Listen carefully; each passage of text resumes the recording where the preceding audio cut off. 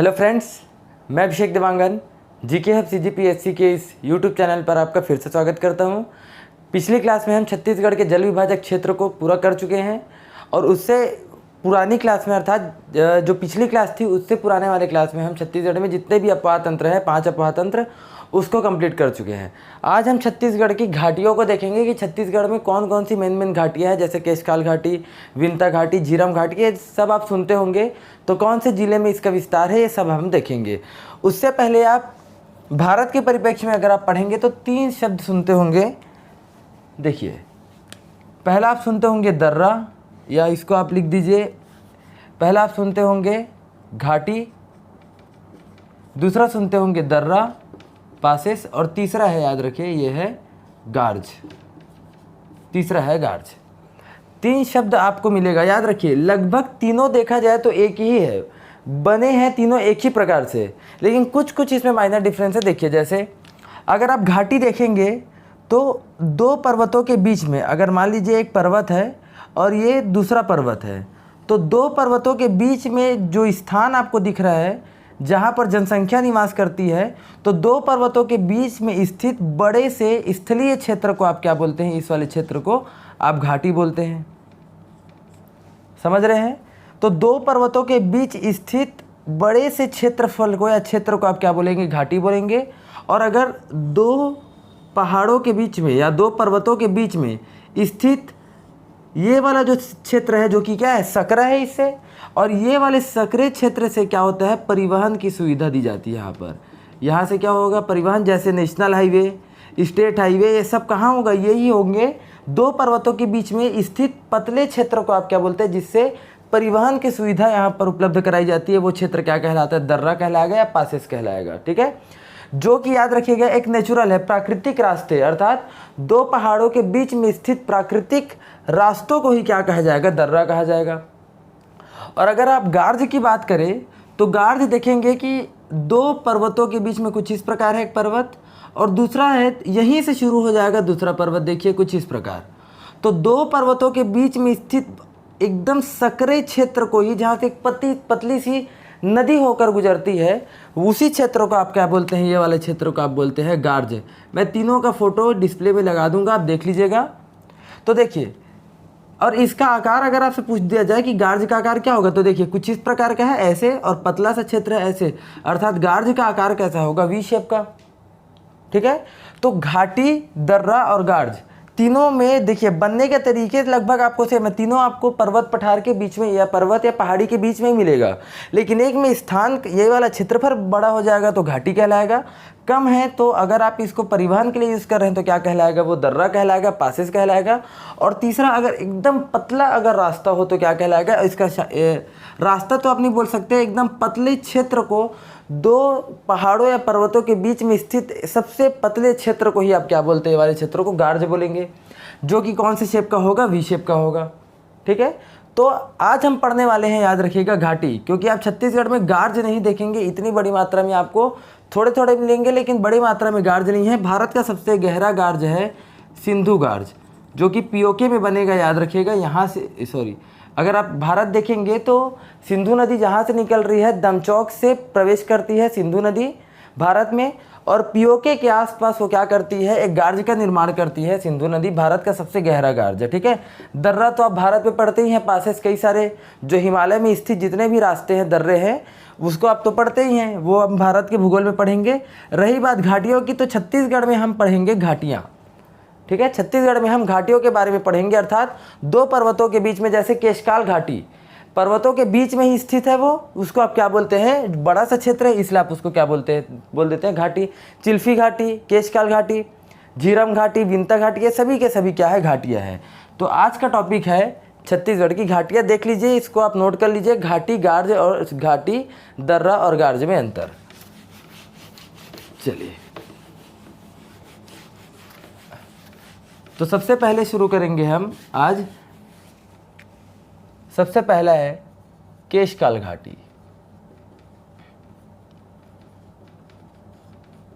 जितना पढ़ा रहे हैं उसमें सबसे ज़्यादा इम्पोर्टेंट है केशकाल घाटी, और जो कि कहाँ मिलेगा आपको? ये वाला कोंडागांव है, यहाँ पर आपको मिलेगा, ये वाला स्थान है केशकाल घाटी का। ठीक, केशकाल घाटी कौन से जिले में है? कोंडागांव में है, कोंडागांव। इसी का अन्य नाम है, याद रखिए, केशकाल घाटी का ही अन्य नाम है तेलिन घाटी। तेलिन घाटी नाम इसलिए पड़ा है क्योंकि केशकाल घाटी में आपको एक मंदिर मिलेगा, उसका नाम है तेलिन माता का मंदिर। तेलिन माता का मंदिर कहाँ पर है? याद रखिए, यहाँ पर तेलिन घाटी में, यहाँ पर क्या है आपको मिलेगा?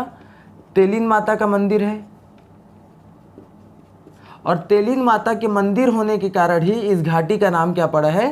केशकाल घाटी का नाम तेलिन घाटी पड़ा है।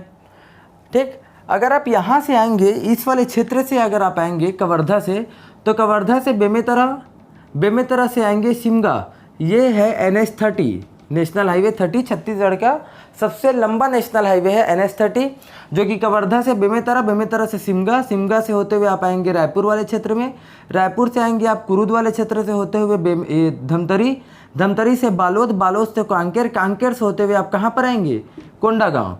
तो उससे आप पहले कहाँ पर प्रवेश करेंगे? कोंडागांव में आएंगे तो यहाँ पर आप प्रवेश करेंगे केशकाल घाटी। मतलब यहाँ से अगर आप आ रहे हैं कुछ इस प्रकार, ऐसे होते हुए रायपुर होते हुए इस प्रकार, ऐसे नेशनल हाईवे दिख रहा है, कुछ इस प्रकार से नेशनल हाईवे ऐसे, तो आप कहाँ पर प्रवेश करेंगे? कोंडागांव के केशकाल घाटी में। और जैसे ही आप इस प्रकार आ रहे हैं, कुछ देखिए ऐसे आ रहे हैं, और जैसे ही आप आएंगे आपको यहाँ पर ऐसे कुछ 12 मोड़ मिलेंगे, कुछ इस प्रकार, समझ रहे हो? इसको मैं ऐसे बना दे रहा हूँ, इस प्रकार, ये आपको ऐसे 12 मोड़ मिलेंगे कुछ इस प्रकार। ठीक है, और जैसे ये 12 मोड़ ख़त्म होगा तो थोड़ी दूरी पर आपको क्या मिल जाएगा? ये वाला कौन सा जिला है? ये है बस्तर। तो ये वाला जिला क्या है? बस्तर। और ये 12 मोड़ कहाँ पर है? ये है केशकाल घाटी में। केशकाल घाटी में आपको क्या मिलेगा? जो मोड़ है, तो मोड़ों की संख्या कितनी है? टोटल 12 मोड़ है। तो 12 मोड़ को पार करने के बाद आपको कौन सा जिले मिलेगा? बस्तर मिलेगा। इसीलिए याद रखिएगा, केशकाल घाटी को ही, तो ये क्या है? घाटी में है 12 मोड़, तो इसी केशकाल घाटी को ही पार करके आप कहाँ पर जा रहे हो? बस्तर में। इसीलिए याद रखिए, केशकाल घाटी को बस्तर का प्रवेश द्वार कहा जाता है। ठीक है, बस्तर का प्रवेश द्वार किसको बोलेंगे? केशकाल घाटी को। क्यों? क्योंकि इसी NH30, ये क्या है? NH30 है। NH30 में आपको केशकाल घाटी में क्या मिलेगा? 12 मोड़, और इसी 12 मोड़ को पार करते हुए आप बस्तर आएंगे, तो इसीलिए बस्तर का प्रवेश द्वार आप किसको बोलेंगे? केशकाल घाटी को। ठीक है, और यहीं पर आपको क्या मिलेगा? इसी केशकाल घाटी में ही किसको पार करके जा रहे हो आप? 12 मोड़ को। तो 12 मोड़ कौन से घाटी में है बोलेंगे? तो 12 मोड़ है केशकाल घाटी में, और इसी 12 मोड़ से ही आप क्रॉस करके कहाँ पर आते हैं? बस्तर। इसीलिए बस्तर को, केशकाल घाटी को बस्तर का प्रवेश द्वार बोलते हैं। ठीक है, अगला आप देखेंगे तो मैं पिछली क्लास में बताया था केशकाल घाटी, जब मैं जल विभाजक क्षेत्र बताया था तब ये बताया था कि यहाँ पर से एक नदी बहती है, ये वाला है महानदी, कुछ इस प्रकार होते हुए, और ये वाला पूरा का पूरा क्षेत्र आपका बनता है महानदी बेसिन वाले क्षेत्र में महानदी अपाह तंत्र। और इधर वाला जो क्षेत्र है, जो दंडकारण्य वाला क्षेत्र है, यहाँ पर सबसे बड़ा एक अपाह तंत्र है जिसका नाम है गोदावरी अपाह तंत्र। तो ये वाला क्षेत्र है महानदी अपाह तंत्र। आप पिछली क्लास को देखिएगा, उसमें पूरा डिटेल मैं इसको मैप के थ्रू बताया हूँ। आज मैं उतना नहीं बता पाऊँगा, इसलिए अगर आपको पूरा मैप वाला पोर्शन देखना है तो आप पिछली क्लास को देखिएगा। ये वाले क्षेत्र में पूरा का पूरा आपको क्या मिलेगा? महानदी अपाह तंत्र। और दक्षिण वाले क्षेत्र में आपको मिलेगा गोदावरी नदी अपाह तंत्र। तो गोदावरी नदी अपाह तंत्र और महानदी अपाह तंत्र के बीच में क्या स्थित है? केशकाल घाटी है। इसीलिए याद रखिएगा, केशकाल घाटी किसके किसके बीच जल विभाजक का कार्य कर रही है? महानदी अपाह तंत्र और गोदावरी नदी अपाह तंत्र। महानदी व गोदावरी नदी अपाह तंत्र के बीच जल विभाजक का कार्य करती है। ठीक है, ये पिछली क्लास में हो चुका है। और ये इतना याद रखिएगा, छत्तीसगढ़ में कई सारे ऐसे क्षेत्र हैं जो जल विभाजक का कार्य कर रहे हैं। जैसे महकल है, ठीक है, कल हो चुका है, पुरानी क्लास में महकल है, कैमूर मिलेगा आपको, ठीक है, छुरी मिलेगी, उदयपुर की पहाड़ी, कई सारी है। लेकिन जो ये केशकाल घाटी है, ये छत्तीसगढ़ का या राज्य का सबसे बड़ा जल विभाजक क्षेत्र है। क्योंकि ये छत्तीसगढ़ की दो सबसे बड़े अफवाह तंत्र को अलग करती है। पहला है महानदी और दूसरा गोदावरी। तो दो सबसे बड़े अफवाह तंत्र को अलग करने के कारण छत्तीसगढ़ का सबसे बड़ा जल विभाजक क्षेत्र अगर आपको बोल दिया जाए तो केशकाल घाटी है, जिसका अन्य नाम क्या है, तेलिन घाटी। ठीक, इसी केशकाल घाटी में ही आपको एक, अगर आप खनिज मुख्य रूप से देखेंगे तो कौन सा खनिज मिलेगा, तो आपको सबसे ज़्यादा यहाँ पर मिलेगा बॉक्साइड। यहाँ पर क्या मिलेगा, बॉक्साइड। और मैं जब पहली क्लास जब आपको पढ़ाया था छत्तीसगढ़ का, आप मेरा पहला वीडियो देखिएगा, उसमें मैं बताया था कि छत्तीसगढ़ को साल वनों का द्वीप कहा जाता है। छत्तीसगढ़ का जो राजकीय वृक्ष है वो है साल है, और इसी साल वृक्ष में सबसे ज़्यादा साल वृक्ष आपको मिलेगा बस्तर वाले क्षेत्र में, और इसी कारण बस्तर को क्या बोला जाएगा, साल वनों का द्वीप कहा जाएगा। बस्तर का लगभग 75% हिस्सा, जितना भी वन पाया जाएगा उसका 75% हिस्सा आपको साल वन का मिलेगा। तो सबसे ज़्यादा अगर आपको बोल दिया जाए कि दक्षिण में, आप बोल सकते हैं दंडकारण्य में सर्वाधिक साल आपको कहाँ पर मिलेगा, साल वृक्ष, तो याद रखिए सर्वाधिक साल वृक्ष। ठीक है, और ये सबसे सर्वोच्च किस्म की, याद रखिएगा, ये साल होती है। तो सबसे सर्वोच्च किस्म की साल आपको कहाँ पर मिलेगी, केशकाल घाटी में। इंपॉर्टेंट है, जितना समझा रहे हैं वो सब इंपॉर्टेंट है। सर्वोच्चतम किस्म की आपको साल वृक्ष कहाँ पर मिलेगी, केशकाल घाटी में। आप कमेंट करके बताइए कि साल वृक्ष का वैज्ञानिक नाम क्या है, और साल वृक्ष को होने वाली बीमारी का नाम, आप दोनों कमेंट करके बताइए। मैं अपनी पहली वीडियो में बताया हूँ कि साल वृक्ष का वैज्ञानिक नाम क्या है, वो तो मेरे ख्याल से सबको पता होगा, लेकिन साल वृक्ष को होने वाली बीमारी, इसका नाम आपको कमेंट बॉक्स में बताना है। ठीक है, ये रहा केशकाल घाटी के बारे में। ये आपको अच्छे से याद रखिए, ये वाला क्षेत्र है कोंडागांव वाला, छत्तीसगढ़ का सबसे बड़ा जल विभाजक क्षेत्र है केशकाल। इसको आपको बहुत अच्छे से करना है, यहाँ से क्वेश्चन हमेशा बनते रहेंगे। ठीक है, चलिए दूसरा देखते हैं। केवल अब नाम को अब आप अच्छे से समझिए, अब आपको उसको रटने की ज़रूरत, मतलब यहाँ को और अलग से समझने की ज़रूरत नहीं है, केवल आप नाम देखते जाइए। मैं ये वाले पोर्शन को रफ कर रहा हूँ तब तक।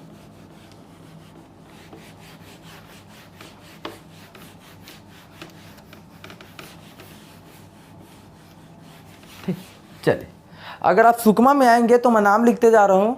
सुकमा में आएंगे तो यहाँ पर आपको मिलेगा, सुकमा में झीरम घाटी।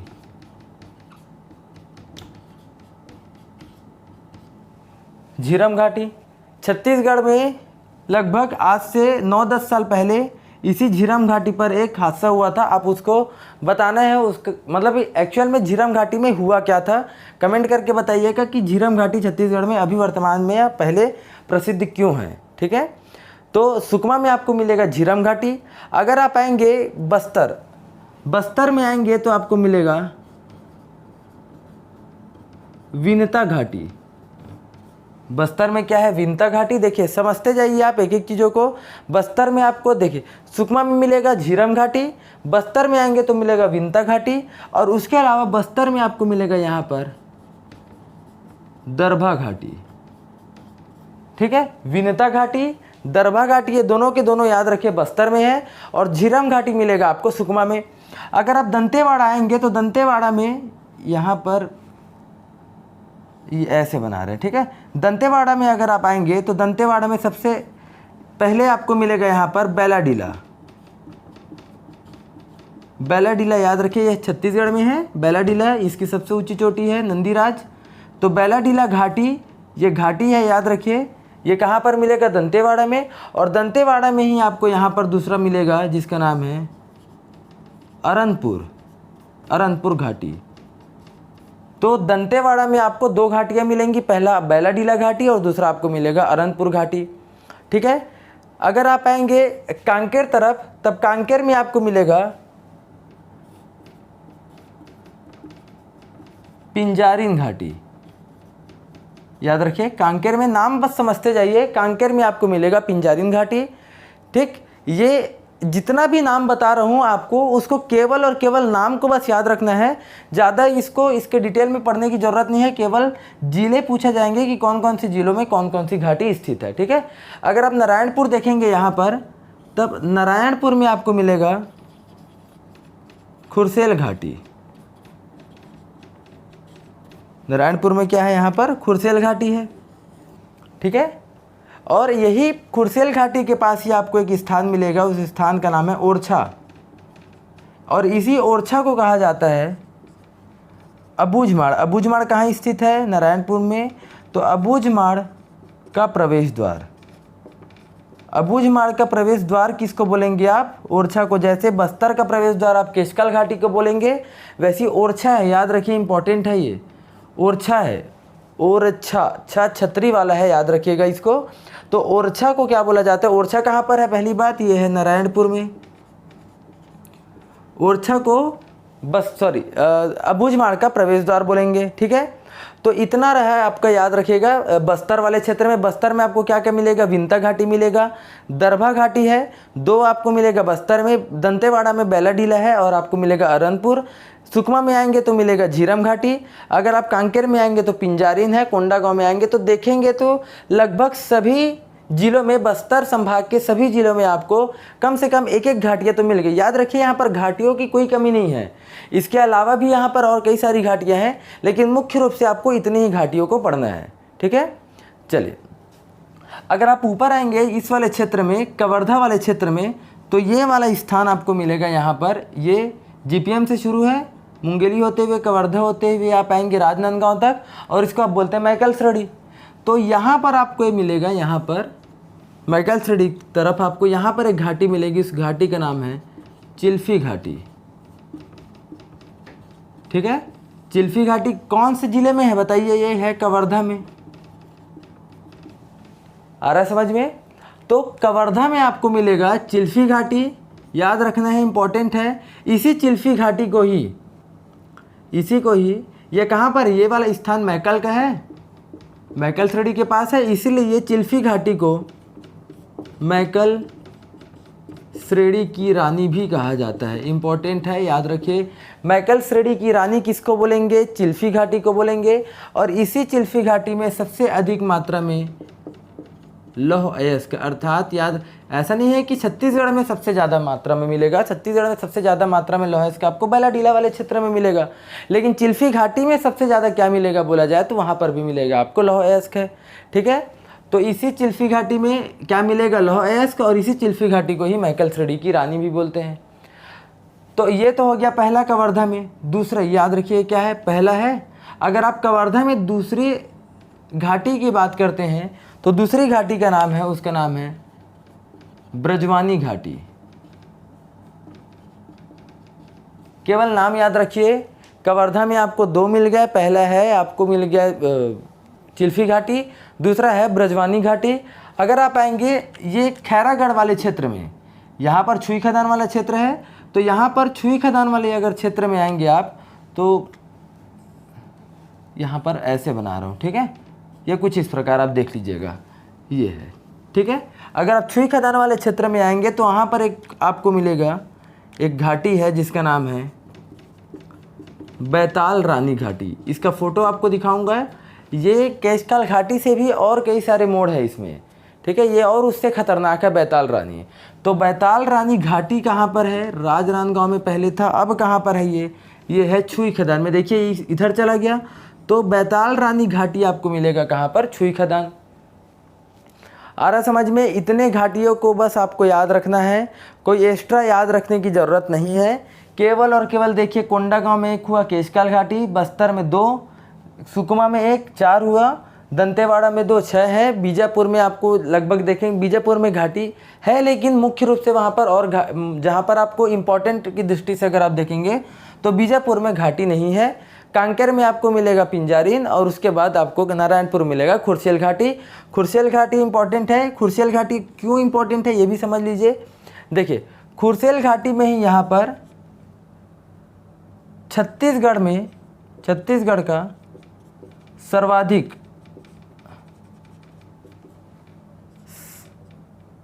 सागौन वृक्ष कहाँ पर मिलेगा आपको, इसी खुरसेल घाटी में मिलेगा। तो सबसे ज़्यादा सागौन आपको कहाँ पर मिलेगा, कौन से ज़िले में मिलेगा, नारायणपुर में। तो नारायणपुर के कौन से घाटी में अगर आपको पूछ दिया जाए तो खुरसेल घाटी में। याद रखना है, ये वाला स्थान नारायणपुर का है, यहाँ पर है खुरसेल, और खुरसेल में पाया जाता है, याद रखिएगा, सागौन, और यहीं पर आपको मिलेगा केशकाल घाटी जो कि कोंडागांव में है, और यहाँ पर आपको मिलेगा साल वृक्ष मिलेगा।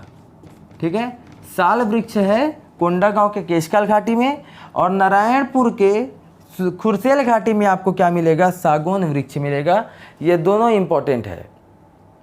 ठीक है, तो ये रहे छत्तीसगढ़ के कुछ घाटियों। ये एकदम छोटा सा टॉपिक था लेकिन पढ़ना ज़रूरी था, और आपको गार्ज, घाटी और दर्रे, इन तीनों में अंतर पता भी होना ज़रूरी है।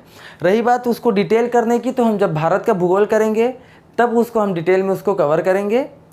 अगर आपको आज की वीडियो पसंद आए तो वीडियो को लाइक कीजिए, चैनल को सब्सक्राइब कीजिए। धन्यवाद।